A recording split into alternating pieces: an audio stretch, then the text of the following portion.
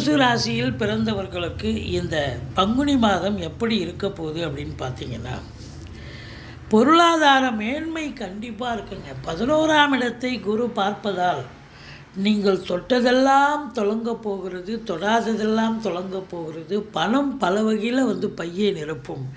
வண்டி வாகனங்களால் ஆதாயம், அசையா சொத்துக்கள் மூலம் வருமானம், பிள்ளைகளால் வருமானம், வாழ்க்கை துணை அல்லது மனைவியால் யோக பாக்கியங்கள், ஷேர் மார்க்கெட் மூலம் வருமானம், இப்படி பல நிலைகளில் இருந்து உங்களுக்கு வருமானம் வர துவங்கிவிடும்.